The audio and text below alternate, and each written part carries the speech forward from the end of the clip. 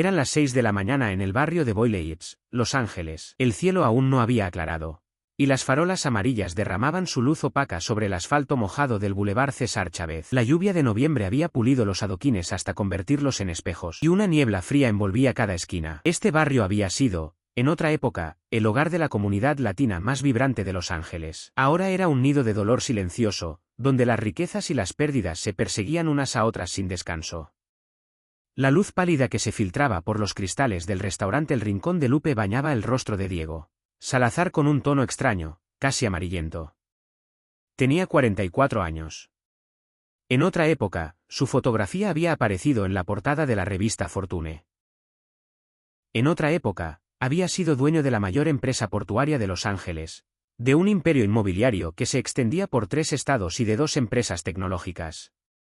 En otra época ahora miraba el café frío que tenía delante. Llevaba 3 días sin afeitarse, y su camisa de $200 estaba arrugada y manchada. Sus manos temblaban levemente. En el borde de la mesa se apilaba una semana de periódicos acumulados, y cada titular parecía gritarle algo diferente. La caída del Imperio Salazar.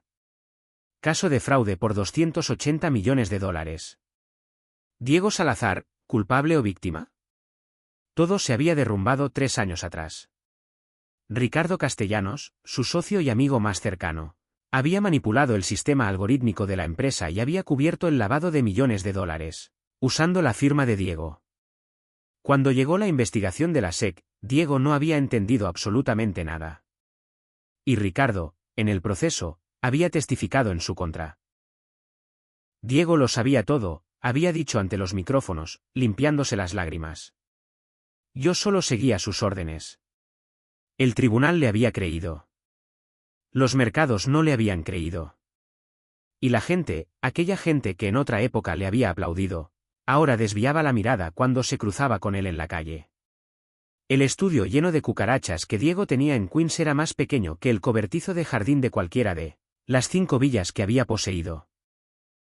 Pero la carga más pesada no era la pérdida material. La carga más pesada era aquella mirada en los ojos de Isabela. La noche en que ella le comunicó su decisión de divorciarse, su esposa lo había mirado fijamente y le había dicho, lo dejé todo por ti. Y tú no me dejaste nada a mí. Después de aquello, Isabela y su hijo Mateo, que entonces tenía 3 años, habían abandonado Los Ángeles. Diego se había quedado, y cada mañana había convertido en costumbre volver a ese mismo restaurante a pedir ese mismo café frío. Como si se estuviera castigando a sí mismo. El timbre de la entrada sonó. Diego no levantó la vista, pero Rosa, la cajera, con su voz ronca e impaciente, gritó desde el fondo, «Señorita, no puedes entrar sin zapatos. Hay normas sanitarias aquí, ¿no lo entiendes?» Esta vez Diego sí miró. En la puerta había una niña de unos 8 años, temblando de frío y empapada. Tenía el pelo negro oscuro pegado al rostro. Llevaba una chaqueta demasiado grande para ella, descolorida, que le caía del hombro. Sus pies estaban realmente descalzos, amoratados y enrojecidos por el frío de los adoquines. Pero lo que más llamaba la atención era lo que apretaba con fuerza bajo el brazo. Un cuaderno grueso, envuelto en una bolsa de plástico, embarrado y mojado. Lo sostenía como si fuera su propia vida. «Solo necesito sentarme», dijo la niña. Su voz era pequeña pero decidida. «Un momento, solo hasta que pase la lluvia». Rosa golpeó la mano contra el mostrador con expresión severa. «Sin dinero, no hay asiento. Esto no es una obra de caridad». Diego sintió que algo dentro de él se rompía. Algo que no había sentido en 3 años, algo que se había oxidado. Como si alguien le hubiera dado una patada a la madera podrida que tenía en medio del pecho. «Que pase», dijo. Su voz era baja pero firme. «Se sentará en mi mesa». Rosa frunció el ceño. Diego no le hizo caso. Miró a la niña y señaló la silla vacía al otro lado de la mesa. La niña dudó un instante. Sus ojos recorrieron el rostro de Diego como si intentara asegurarse de algo. Luego caminó. Se sentó. Puso el cuaderno envuelto en plástico sobre su regazo y frotó sus pies descalzos el uno contra el otro. Diego miró a Rosa. «Tráele un chocolate caliente y una tostada con huevo». «¿Quién va a pagar?», preguntó Rosa. Yo. Rosa se fue. Diego se volvió hacia la niña. La observó. Estaba muy delgada, los huesos casi visibles. Pero en sus ojos había algo completamente distinto. Una inteligencia afilada y profunda, mucho más grande que su edad. Tú eres Diego Salazar, dijo la niña. No era una pregunta. Era una afirmación. El estómago de Diego se tensó. Sí. Te vi en las noticias. Tu foto sigue en internet. Es algo inevitable, dijo Diego con una sonrisa amarga. La vergüenza dura más que las fotografías. La niña no dijo nada. Siguió sosteniendo el cuaderno con fuerza sobre su regazo. Dentro de Diego, una voz le decía: no preguntes. Pero las palabras salieron de su boca de todas formas. ¿Dónde estabas con esta lluvia? La niña se encogió de hombros. Venía del cementerio. Diego se quedó inmóvil. ¿Qué cementerio? Evergreen. A la izquierda del César Chávez. Detrás del Gran Plátano. La niña colocó el cuaderno sobre la mesa, con suavidad. Fui a la tumba de alguien que quiero. La garganta de Diego se cerró. Estaba a punto de preguntarle algo, pero en ese momento Rosa dejó caer el chocolate sobre la mesa de golpe. La niña, antes de tocar el cuaderno, cogió la taza con ambas manos. Cerró los ojos y acercó el rostro al vapor. Se quedó así un momento. Diego observó aquella escena y sintió que algo más del óxido en su pecho se disolvía. Gracias, dijo la niña al vapor. De nada, dijo Diego en voz baja. La niña abrió los ojos y lo miró. Elena me dijo que eras buena persona. ¿De verdad? Antes de que hicieras dinero. Diego frunció el ceño. ¿Elena? Elena Domínguez. Trabajó durante años para una familia muy rica. Ahora vive en la calle Ficquet. De nuestro barrio. ¿Quién es esa Elena? La niña se encogió de hombros. Mi única amiga. Se hizo el silencio. La lluvia seguía golpeando los cristales. Llegó la tostada, y la niña comió despacio pero con ganas. Los ojos de Diego no podían apartarse del cuaderno. ¿Qué hay en ese cuaderno? La niña tragó el bocado que masticaba. Sus ojos se clavaron en los de Diego. Cosas que van a demostrar, dijo en voz baja, que nada de lo que pasó fue culpa tuya. El corazón de Diego casi se detuvo. 3 años. 3 años y nadie había pronunciado esas palabras. Nadie le había dicho no fue culpa tuya. Ni siquiera sus abogados. Ellos solo decían podemos defenderte y hay riesgo. En el tribunal, nadie había podido mirar a Diego a los ojos y decirle, te creo. Y ahora, sentada frente a él, había una niña de 8 años, con el pelo mojado y los pies descalzos. Y esa niña lo estaba diciendo. Tú, dijo Diego despacio. Ni siquiera sé quién eres.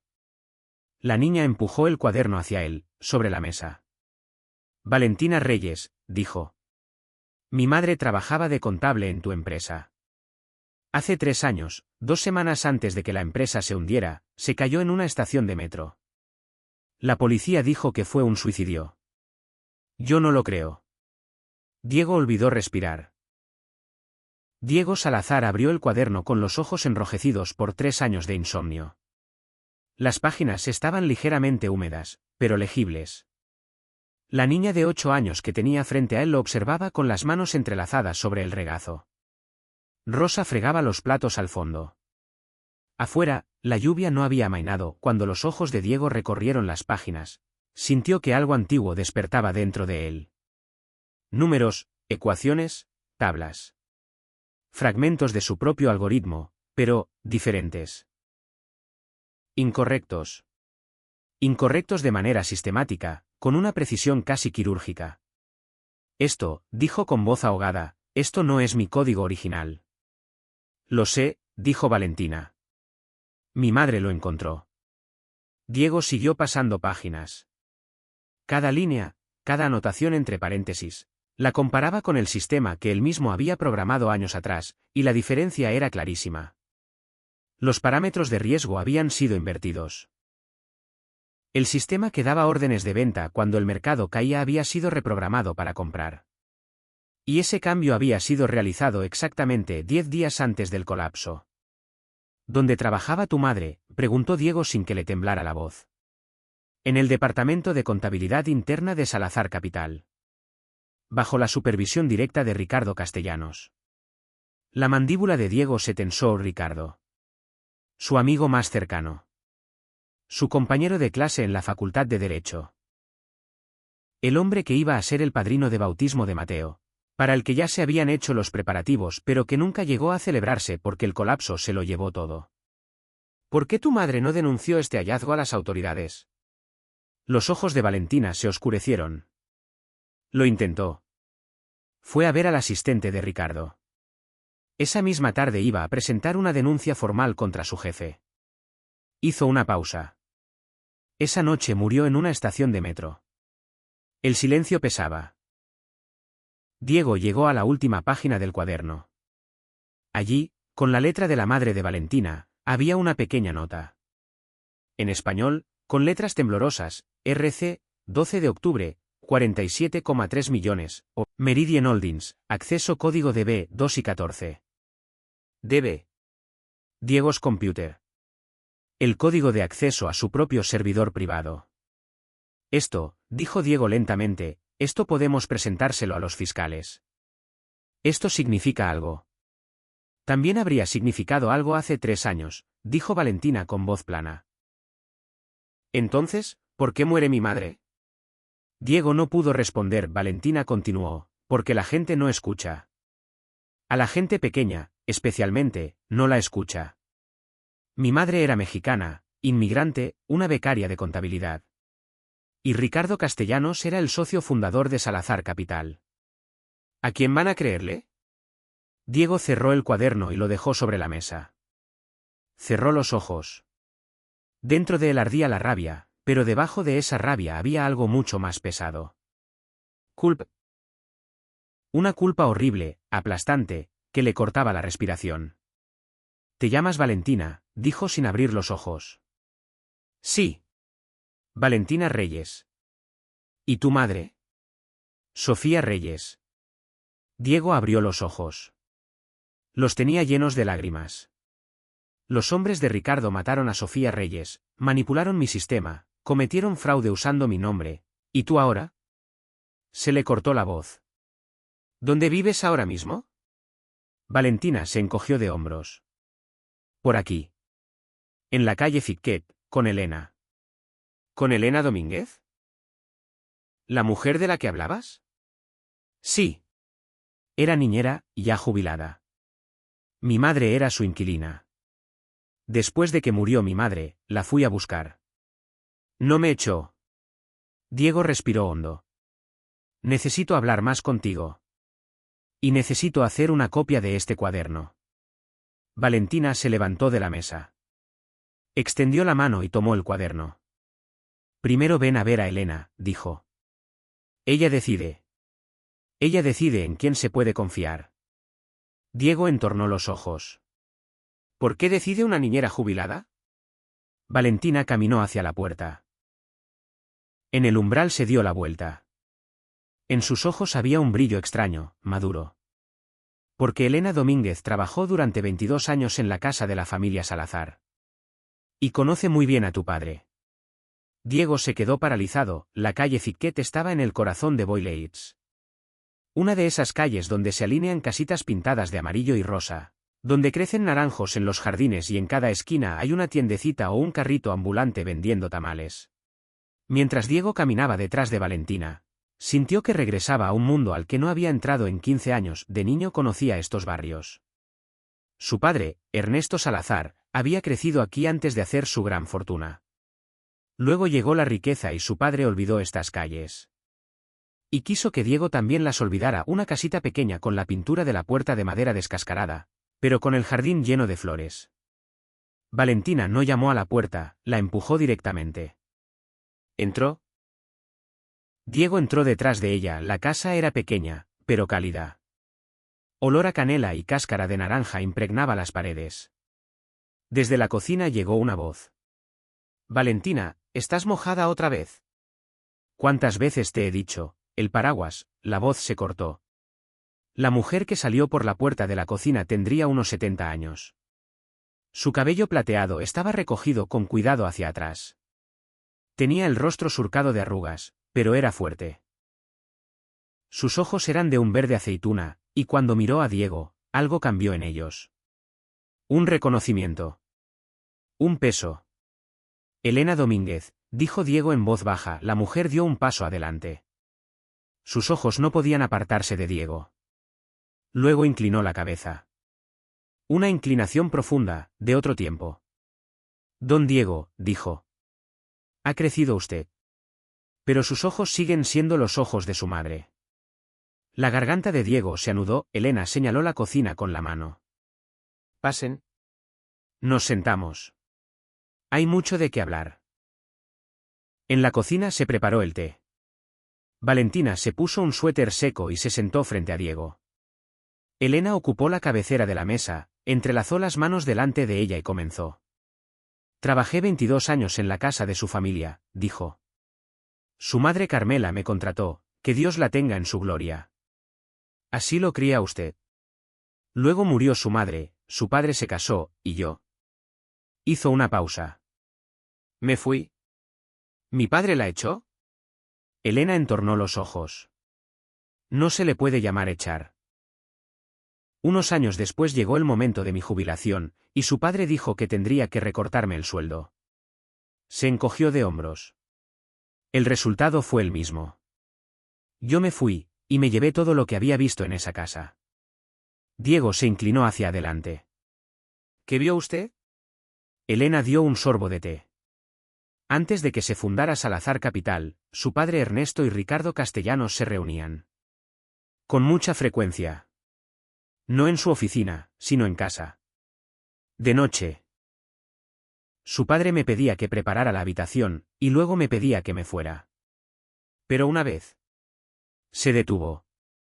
Miró a Valentina. Valentina asintió. Dígaselo. Podemos confiar en Diego. Elena volvió a mirar a Diego. Una vez lo olvidé y regresé. La puerta estaba entreabierta. Oí. Si el chico se huele algo, estamos acabados, dijo su padre. Y Ricardo respondió, no tendrá tiempo de oler nada, está ahogado en dinero. Silencio. Cuando escuché esa conversación no lo entendí, dijo Elena. Pero cuando Sofía, la madre de Valentina, se mudó aquí, fue tomando notas y me las fue contando. Entonces lo entendí. La usaron a usted. Diego se recostó en su silla. Dentro de su cabeza, algo empezaba a encajar. Las piezas encontraban su lugar. Su padre. Ernesto Salazar. Estaba metido en esto. ¿Pero por qué? Se dijo a sí mismo en voz baja. Elena clavó los ojos en él. Usted estaba haciendo crecer la empresa, don Diego. La hizo crecer muchísimo. El señor Ernesto iba perdiendo el control. Hasta de su propia familia, hasta de su propio hijo.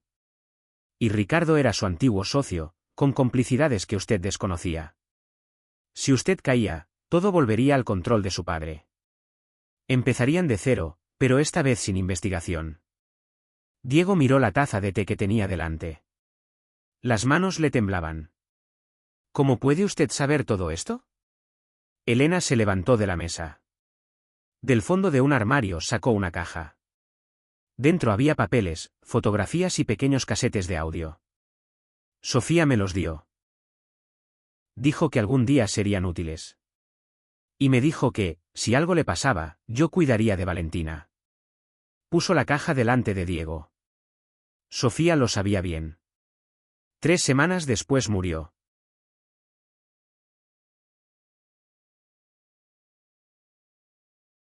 Esa noche, Diego Salazar no durmió. La primera vez en meses. No porque no pudiera, no durmió porque estaba examinando uno por uno los documentos que sacaba de la caja. Y cada nuevo documento ampliaba aún más el cuadro que tenía ante sí. Se quedó sentado en la cocina de Elena, trabajando hasta el amanecer mientras observaba a Valentina dormida en el sofá. La pequeña dormía profundamente. Su respiración era regular, y de vez en cuando movía los labios, como si hablara en sueños. Diego miraba los cuadernos, miraba las etiquetas de los casetes de la caja, y miraba a Valentina. La madre de esta niña había trabajado en su empresa. Había perdido la vida en la trampa tendida por sus propios socios. Y la niña dormía ahora aquí, sin zapatos, sin padre, una niña en peligro por saber demasiado. Diego se levantó. Pasó a la cocina. Elena estaba allí sentada. Ella tampoco había dormido. ¿Por qué no ha dormido usted?, dijo Diego. Mientras estés aquí, no duermo, dijo Elena con voz sencilla. Confío en ti, pero la costumbre es la costumbre. Diego se sentó. ¿Quién es el padre de Valentina? Elena lo miró un momento. Luego se levantó, rehizo el té y puso 2 tazas sobre la mesa. Se sentó. Sofía la crió sola. Nunca mencionó el nombre del padre. Pero... Se detuvo. ¿Pero qué? Después de que murió Sofía, organicé los documentos de Valentina. Cosas como el certificado de nacimiento. Y allí. Elena entrelazó las manos. No había nombre de padre. Pero Sofía había dejado un sobre. Para entregárselo al abogado Martínez. ¿Martínez? ¿Qué Martínez? Trabaja en una oficina pequeña cerca del cementerio Evergreen. Luis Martínez. Diego entornó los ojos. El cementerio Evergreen. Valentina va allí todos los días. Elena encontró la mirada de Diego. Todos los días va. A la tumba del pequeño Mateo. Diego se quedó inmóvil. Mateo, dijo con voz ahogada. ¿Quién es Mateo? Elena tomó aire profundamente. Su hijo, don Diego. Afuera comenzaba a clarear Mateo, que ni siquiera había llegado a cumplir 1 año. Había nacido prematuro cuando Isabela estaba de 8 meses. Vivió 2 días. Diego pasó esos 2 días en los pasillos del hospital, mirando a través del cristal el pequeño rostro de su hijo cubierto por una mascarilla de oxígeno. Al final del segundo día salieron los médicos. Diego no lloró. Solo se apoyó contra la ventana y miró las luces de la ciudad. Habían enterrado a Mateo en Evergreen. Isabela, 6 meses después, cuando se enteró del escándalo en la empresa, se había marchado. Dejaste huérfano a nuestro hijo, le había dicho. Diego había creído merecer esas palabras y no había protestado. Y ahora Elena le estaba contando que una niña pequeña iba a esa tumba todas las mañanas. Valentina, dijo Diego despacio, Valentina no podía conocer a Mateo. Mateo murió hace 3 años. Valentina tenía entonces 5 años. Lo sé, dijo Elena. Sofía le había contado. Era pequeña, pero lo había entendido. Había visto la tumba de Mateo. Para Valentina, esa tumba era el único lugar donde podía llorar, donde podía quedarse quieta sin que nadie la viera. No por tu hijo, solo un lugar. Diego se tomó la cabeza entre las manos. Y va sin saber el nombre del padre, dijo Elena. Pero ve el apellido en la lápida. Salazar. Hizo una pausa. Y un día me preguntó. Me dijo, Elena, ¿no es Salazar el apellido de una familia muy rica? Y yo le dije. Sí, pero la riqueza no hace feliz a la gente. Y ella dijo, ya lo sé, porque el bebé de esa tumba también era hijo de una familia muy rica, y nadie pudo salvarlo.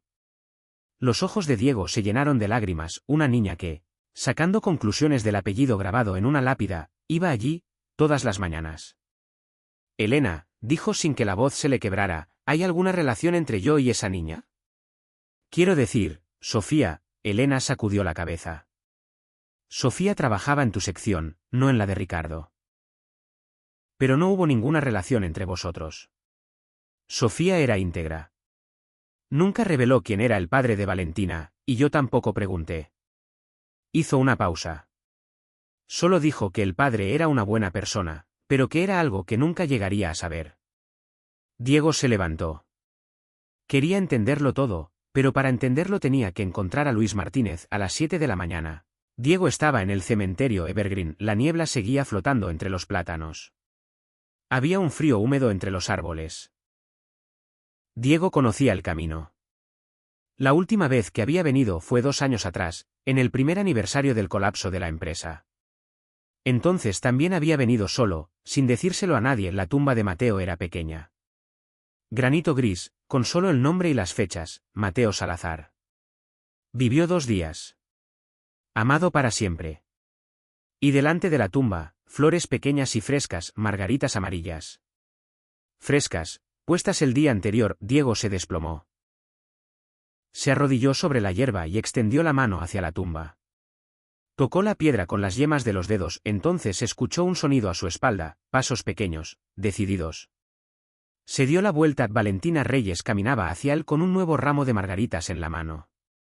Al verlo, se detuvo. Sus ojos se abrieron de par en par. Tú, dijo. Yo, dijo Diego. Se miraron el uno al otro durante un momento. Valentina al fin caminó. Se acercó. Puso sus flores delante de la tumba. Se arrodilló. Y habló a la tumba en voz baja, como si Diego no estuviera allí. Aquí estoy otra vez, Mateo. Hoy algo está pasando, lo siento. Espero que lo sepas. Se detuvo. Tu padre también está aquí. O sea, creo que era tu padre. Yo no sé, pero hace un momento te vi, y su voz se cortó. Las lágrimas corrieron por las mejillas de Diego. No pudo contenerlas. No las limpió. Valentina se dio la vuelta. Vio que Diego lloraba. Se sorprendió. Luego la sorpresa desapareció y sacó un pañuelo de papel de su bolsa. Se lo tendió a Diego. Diego lo tomó. Se limpió. Gracias, dijo. Las personas buenas lloran, dijo Valentina con voz plana. Elena siempre lo dice. El abogado Martínez había abierto su pequeña oficina de madera antes de morir, pero él mismo ya llevaba mucho tiempo jubilado. Su asistente, que se tomaba su café de las 8 de la mañana, se sorprendió al ver llegar a Diego Salazar y a la pequeña niña que lo acompañaba. ¿Hay un sobre dejado a nombre de Sofía Reyes?, preguntó Diego. El asistente fue a los archivos. 5 minutos después regresó. En la mano traía un sobre amarillo pálido, en el que estaba escrito, abrir cuando Valentina Reyes haya llegado. Diego le tendió el sobre a Valentina. La niña lo tomó. Lo miró durante un momento. Luego se lo tendió a Diego. Ábrelo tú. Esto es lo que tu madre te dejó a ti. Lo sé. Pero estemos los dos juntos. Diego abrió el sobre. Dentro había 2 cosas. La primera, una carta escrita de puño y letra por Sofía Reyes. La segunda, un informe de una prueba de ADN. Diego empezó a leer la carta. A Valentina, mi niña, si estás leyendo esto, has crecido. Y espero que tengas a tu lado personas en quienes confíes. Hice todo lo posible para protegerte. Ricardo Castellanos nos amenazó. Dijo que si le hacía llegar el cuaderno a Diego Salazar, las 2 moriríamos. Tuve miedo. Luego pensé, si me voy a ir, que al menos queden estos documentos. Que al menos tú puedas saber la verdad algún día. Valentina, tu padre no es Diego Salazar. Pero sé algo sobre el padre de Diego. Hace muchos años, mucho antes de que yo quedara embarazada, Diego Salazar amaba a otra mujer. Esa mujer trajo un bebé al mundo, pero el padre de Diego, Ernesto, alejó a ese bebé de la familia. Ese niño tiene tu misma edad. Mira lo que hay en este informe de ADN. Diego se detuvo. Se dio la vuelta. Miró a Valentina. La niña lo estaba esperando. Diego abrió la portada del informe. Sus ojos recorrieron los números. Una tabla de marcadores genéticos. Columnas de comparación y al pie, con la firma del laboratorio, se confirma un 99,7% de parentesco, compatibilidad de hermanos de medio vínculo. Diego levantó la vista. Valentina, dijo. Le temblaba la voz. ¿Qué?, dijo la niña. Diego no pudo decir nada. Solo la tomó. Con ambas manos la cogió por los hombros y la miró a los ojos de Mateo. Exactamente. Tú, dijo Diego, con la voz rompiéndosele, tú eres la hija de mi hermana. Valentina miró el informe de ADN. Lo miró, y era como si se enfrentara a una ecuación que no podía comprender. En sus 8 años de vida, nunca había tenido familia. Y ahora, de repente, en el espacio de una hora, todo había cambiado. Entonces, dijo despacio, ¿mi madre era tu hermana? Sí, dijo Diego con voz ahogada. Mi padre la ocultó. Yo no lo supe en toda mi vida. Que tenía una hermana pequeña. ¿Por qué la ocultó? Diego cerró los ojos. Porque antes de que llegara mi madre Carmela, había otra persona en la vida de mi padre. De esa relación nació una niña. Mi padre no la reconoció. Lo más probable es que pagara dinero y la alejara. Hizo una pausa. Esa niña creció y se convirtió en Sofía Reyes. Se hizo contable. Y sin saberlo, fue a trabajar a la empresa del hijo del hombre que era su padre. Y la mataron, dijo Valentina con voz plana. Diego no pudo responder. O sea, mi abuelo era a la vez tu padre, dijo Valentina, y el padre de mi madre. Y no conoció a mi madre, ni me conoció a mí. Eso parece. Valentina se quedó sentada un momento. Luego se levantó. Recogió el sobre junto con el informe. Lo guardó en su bolsa. No lloraba. En su rostro no había esa expresión de derrumbe propia de los niños. Entonces, dijo con voz tranquila, ¿qué hacemos ahora? Diego no había esperado esa pregunta. Una pregunta tan directa, tan práctica. Pero así era. 8 años de vida callejera hacen eso con un niño. El duelo queda para después. Primero hay que dar el siguiente paso. Ahora acabamos con Ricardo Castellanos, dijo Diego. Pero ese plan se complicó más rápido de lo que esperaba. Esa misma mañana, cuando regresaron a la calle Ficquet, Elena los esperaba en la puerta. En su rostro había una expresión diferente a la de siempre, dura. Hay noticias, dijo Elena cuando los dejó entrar. ¿Qué noticias? Alguien encontró algo en el barrio de al lado. Cerca del Parque César Chávez. Elena se detuvo. 3 bebés. Diego frunció el ceño. ¿Cómo? 3 bebés abandonados. Los que los encontraron dicen que los dejaron anoche. Todos varones, los 3 idénticos el uno al otro. Valentina se adelantó. ¿Trillizos? Eso parece. Diego sintió algo. Algo difuso, extraño. ¿Quién los encontró? Rosario Sepúlveda. Una señora de 70 años que pasa por el parque todas las mañanas. Avisó a la policía municipal. Ahora están en el hospital, los bebés están bien, pero... ¿Quién los dejó allí? Elena miró a Diego. Una mirada larga. Lo está investigando un detective. Los bebés tenían ropa de calidad. Y en las pulseras de la muñeca, había nombres escritos. ¿Qué nombres? Elena respiró hondo. Mateo. Emilio. Santiago. El suelo bajo los pies de Diego se movió.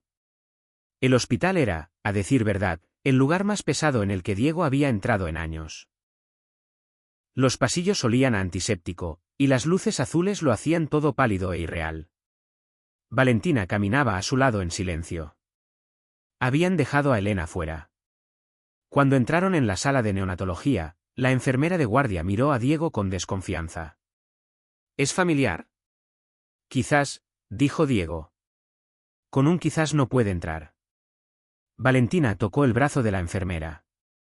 Señora, este hombre necesita hacerse una prueba. Esos bebés pueden ser sus hijos. La enfermera miró a Valentina. Luego a Diego. Luego de nuevo a Valentina. ¿Cuántos años tienes tú? 8. ¿Y cómo sabes eso? En las pulseras pones al azar, dijo Valentina. La enfermera se quedó paralizada. 2 horas después, Diego miraba 3 pequeños rostros a través del cristal. Hacía 3 meses, cuando nacieron, Isabela le había llamado. Le temblaba la voz. Van a ser trillizos, Diego. 3 hijos. Y Diego, sujetando el teléfono, había escuchado aquella voz interior, esta vez no los voy a perder. Pero cuando nacieron, Diego estaba detenido mientras duraba su juicio. Isabela había regresado a México. Con 3 meses de vida, en silencio, Habían pasado por Los Ángeles, y el abogado de Diego había dicho, el derecho de visita todavía no está claro. Y entonces alguien los había dejado en un parque la noche anterior. ¿Dónde está Isabela?, preguntó Diego a la enfermera. No lo sabemos. Los bebés fueron encontrados sin identificación, solo se supo por las pulseras. Diego sacó el teléfono. Llamó al número de Isabela. Sin cobertura. Volvió a llamar. Sin cobertura otra vez. Valentina estaba de pie a su lado. Miraba a los bebés a través del cristal. 3 pequeños rostros, indistinguibles el uno del otro. Tenían los ojos cerrados. Respiraban. Mateo, Emilio, Santiago, susurró Valentina. Su voz se había suavizado. Diego nunca la había visto así de suave. ¿Elegiste tú sus nombres? Isabela los eligió. Yo los acepté. Valentina tocó el cristal con la mano. Sus dedos dejaron pequeñas huellas sobre él. ¿Por qué alguien abandona a niños tan pequeños?, dijo. Diego no respondió. No respondió porque conocía la respuesta, y esa respuesta lo destrozaba. Habían amenazado a Isabela. De eso estaba seguro ahora. Ricardo Castellanos, quizás también su padre Ernesto Salazar, había encontrado la forma más garantizada de hacerle daño a Diego. Los niños. Los hijos de Diego serían usados contra él. Ya fuera con la historia de una madre que los había abandonado voluntariamente, ya fuera de otra manera. Y el paradero de Isabela era incierto. Valentina, dijo Diego, necesito pedirte algo. La niña se dio la vuelta. ¿Puedes cuidar de estos bebés? De manera temporal, mientras yo resuelvo algunas cosas. Valentina entornó los ojos. Tengo 8 años. Lo sé. ¿Cómo voy a cuidar de 3 bebés? Elena te ayudará. Valentina pensó un momento. Miró a los bebés al otro lado del cristal. Luego se volvió hacia Diego. Bien, dijo. Pero con una condición. Dime. Vas a encontrar la verdad. Por mi madre. Por Mateo. Por todos. La vas a encontrar y la vas a demostrar. Y a ese hombre, a Ricardo, lo vas a hundir. Diego se irguió. Su voz era firme. Te lo prometo. Valentina asintió. Entonces de acuerdo. Yo cuido de tus bebés. Las siguientes 48 horas fueron las más intensas en la vida de Diego. En las primeras 12 horas, los 3 bebés, Mateo, Emilio y Santiago, fueron trasladados a la casa de Elena y miraron con asombro su nuevo entorno. Valentina calentó los biberones. Nunca antes había sostenido uno, pero eso no la detuvo.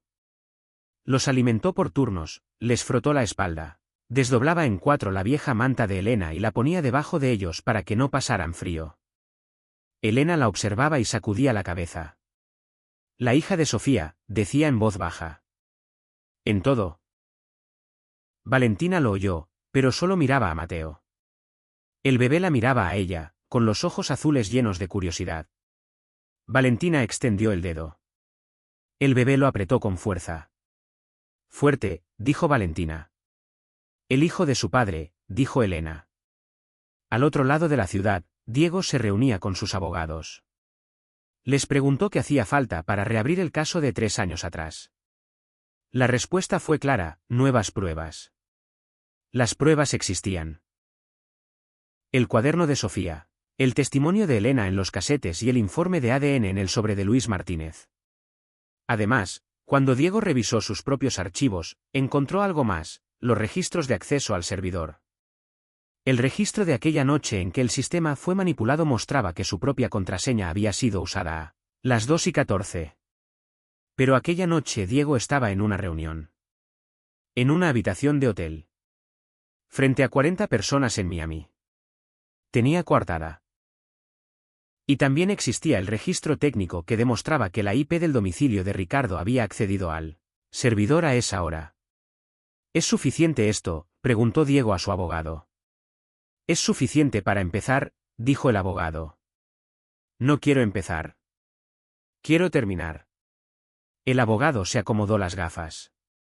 Entonces encuentre a Isabela. La declaración de Isabela, una declaración que pruebe que fue amenazada, cerrará el caso. Diego encontró a Isabela en Tijuana, escondida en una habitación de un hotel viejo. Diego voló hasta allí. Cuando llegó a la puerta, Isabela la abrió y miró a Diego. Llevaban 2 años sin verse. Tenía los ojos hinchados. Estaba más delgada. Pero cuando miró a Diego, estaba aquella expresión que él conocía. Una mezcla de cansancio y rabia. Y debajo, muy en el fondo, todavía algo más. Pero Diego no había venido por eso ahora. Los niños están bien, dijo. En Los Ángeles, con personas de confianza. Isabela cerró los ojos. Se apoyó en el marco de la puerta. Ricardo, dijo solo. Lo sé. Dijo que si me quedaba en el país, haría daño a los niños. La voz de Isabela temblaba. Dijo que tú ya estabas condenado, que eras un hombre acabado, y que ellos serían puestos bajo protección del Estado. Dijo que si yo me iba, al menos ellos estarían a salvo. Te usó. Te viste obligada a dejarlos en el parque. No, dijo Isabela. Yo no los dejé. Se detuvo. Yo crucé a México. Luego alguien los trasladó allí. No sé quién los trasladó. Diego pensó en Ricardo. Apartar a Isabela para tomar el control de los niños. Secuestrarlos bajo la apariencia de protección del Estado. Pero algo inesperado había ocurrido. Alguien lo había cortocircuitado. Había dejado a los bebés en el parque, seguros, pero como abandonados. ¿Quién hizo eso?, dijo Diego. Isabela pensó. Una mujer. Mayor. Con el cabello plateado. Diego se quedó quieto. Elena. Cuando regresó a la calle Ficquet, no preguntó. Elena estaba sentada en la cocina. Diego entró y se sentó frente a ella. ¿Fue usted?, dijo solamente. Elena estaba tomando su té. Dejó la taza despacio. Si hubiera dejado a esos bebés con los hombres de Ricardo, dijo con voz tranquila, no los habrías vuelto a ver nunca. Habrían entrado en protección estatal y Ricardo habría hecho lo que quisiera. Pero dejarlos en el parque. Era el lugar más seguro. A primera hora de la mañana, había una vecina mayor que pasaba por allí todos los días. Yo la conocía. Elena se levantó. Don Diego, yo llevo 50 años viviendo en este barrio. Sé algunas cosas. Sé a qué hombre se puede esperar, a qué puerta se puede llamar. Diego se recostó. ¿Y Valentina? Valentina lo sabía todo. No lo había aprobado, pero... Elena sonrió. Una sonrisa pequeña, cansada. Cuando esa niña dice, bien, una vez, ya no hay marcha atrás. 2 días después, Ricardo Castellanos fue detenido por agentes federales mientras desayunaba. El abogado de Diego presentó los cargos, lavado de dinero, fraude en valores bursátiles y amenaza con resultado de muerte.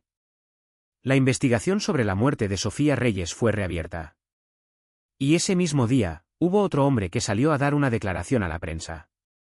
Ernesto Salazar. El padre de Diego. Diego lo había convocado personalmente.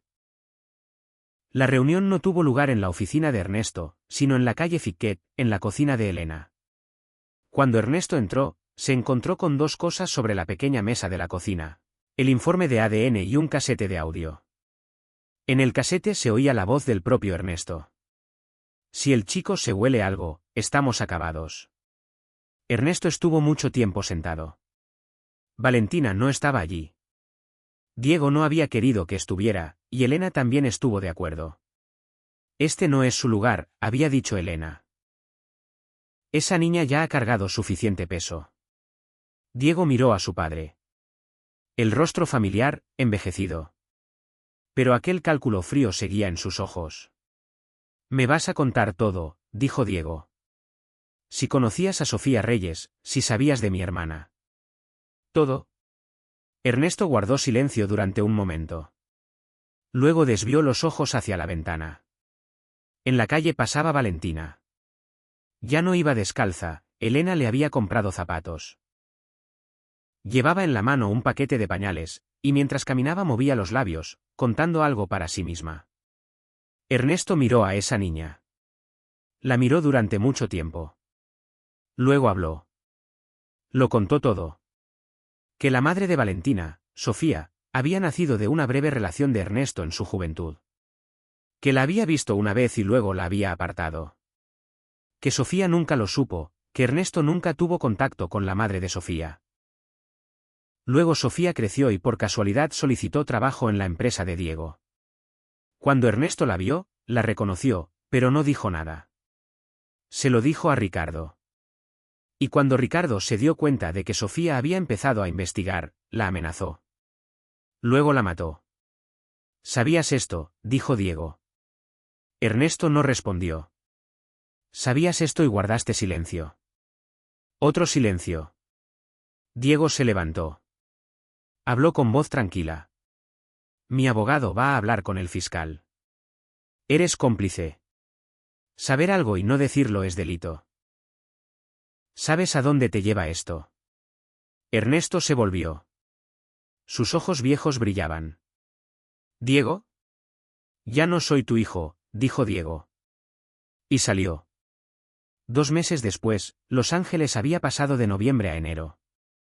La calle Fiquet en Boyle-Heights no había cambiado, las casas amarillas y rosas, los naranjos, el carrito de tamales de la esquina. Pero delante de la pequeña casa de Elena había ahora algo nuevo. Una corona de flores secas colgada en la cancela del jardín. La había hecho Valentina, porque dijo que tiene que verse bonito. Cuando el sol matutino entraba en la cocina, los 3 bebés se despertaban a la vez y empezaban a llorar al unísono. Cuando eso ocurría, se creaba un ambiente de seria confusión en la casa. Elena fue la primera en levantarse. Bien, bien, bien, decía en susurros. Santiago, tú vas a esperar. Emilio primero, porque anoche fue el que más lloró. Mateo, tú segundo. Nos ponemos en fila. Valentina estaba sentada a su lado, preparando el biberón. Pero aquella mañana no era una mañana normal. Aquella mañana iba a llegar Diego. No solo de visita. Según lo que habían dicho los abogados, había llegado la decisión del tribunal. La condena de Diego había sido anulada. Se abriría una nueva investigación. Y los bebés, mediante una orden de custodia provisional, habían sido entregados a Diego. Isabela había regresado. Cuando llamaron a la puerta, tanto Diego como Isabela estaban en el umbral. Valentina abrió. Isabela miró a la niña. Antes de mirar a Diego, miró a la niña. Luego se desplomó. Cayó de rodillas y abrazó a la niña de 8 años. Gracias, dijo. Cuidaste de niños que no conocías. Valentina no se endureció. Pero tampoco se abrazó del todo. Puso las manos en los hombros de Isabela, con cuidado. Estuve bien, dijo. Elena también estaba conmigo. Isabela lloraba. Diego entró. Miró a Elena. Elena había preparado café. Siéntate, dijo Elena. Hay mucho de qué hablar. Hablaron. Durante horas. Diego le contó todo a Isabela. ¿Quién era Sofía? ¿Quién era Valentina? El informe de ADN. La confesión de Ernesto. Isabela escuchó. A veces lloró, a veces golpeó la mesa con rabia, a veces se quedó simplemente en silencio. Valentina estaba con los bebés en la habitación de al lado. Pero la puerta estaba entreabierta y lo oía todo. Al final Isabela miró a Diego. ¿Y esta niña? La hija de mi hermana, dijo Diego. O sea, mi sobrina. Oficialmente. ¿Sin familia? Por ahora, sí. Isabela pensó un momento. Luego se levantó. Fue a la habitación de al lado. Empujó la puerta. Valentina tenía a Mateo en brazos. Los dos se miraban, serios y curiosos. Isabela entró. ¿Valentina? Sí. Se te dan bien los bebés. Me acostumbré. Isabela se sentó frente a la niña. Tenía los ojos llenos de lágrimas, pero su voz era firme. Eres la hija de la hermana de Diego. Eso los hace familia tuya a ellos también. Valentina miró a Mateo. El bebé la miraba a ella. Lo sé, dijo Valentina. Nosotros, dijo Isabela, es decir, Diego y yo, vamos a alquilar una casa. Una casa grande. Para los bebés. Y... Se detuvo. Si quieres, si Elena también está de acuerdo. Me vas a preguntar si quiero, dijo Valentina. Sí. Valentina pensó. Lo pensó de verdad. Frunció los labios, arrugó las cejas y miró por la ventana hacia la calle con una expresión seria. Luego se dio la vuelta. ¿Elena también va a venir? Isabela se rió. Entre lágrimas. Por supuesto. Entonces de acuerdo. Unas semanas después, el sol brillaba sobre Boyle Heights. No se marcharon del barrio, Diego se lo había dicho a Valentina. ¿Conoces este barrio? Este barrio es tuyo. Nos cambiaremos a una casa mejor, pero nos quedamos aquí. Y se quedaron. Una casa de 2 plantas con jardín, cerca del César Chávez. Con naranjos.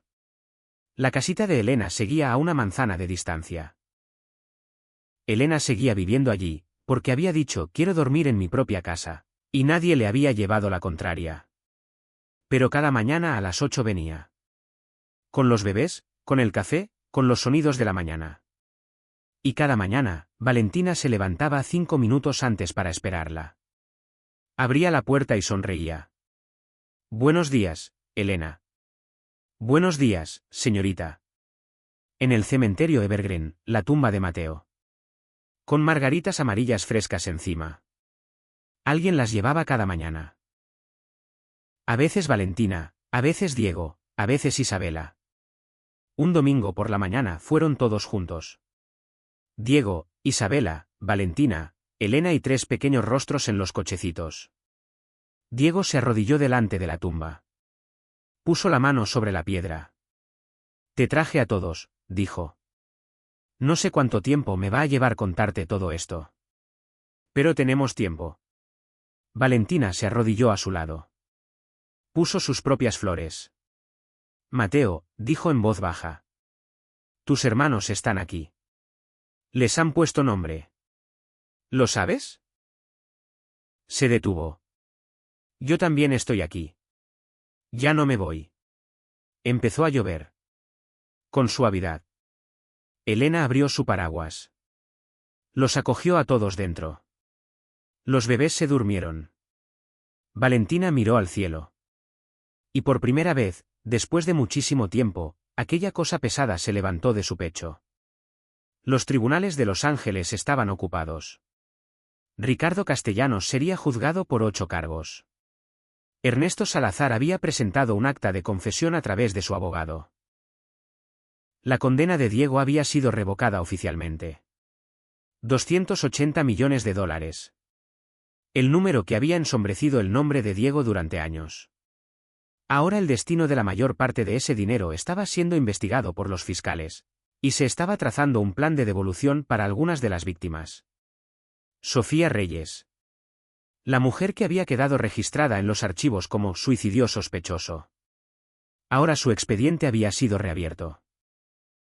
La investigación avanzaba en dirección a homicidio intencionado. Valentina Reyes. La niña que no tenía registro, que el sistema no había visto, que cargaba la verdad dentro de un cuaderno mojado. Ahora su nombre quedaría inscrito en el registro de la familia Salazar. Una tarde en la calle Fitquet. Elena cocinaba en la cocina. Isabela daba el pecho a uno de los bebés. Diego estaba sentado en la terraza leyendo el último correo de su abogado.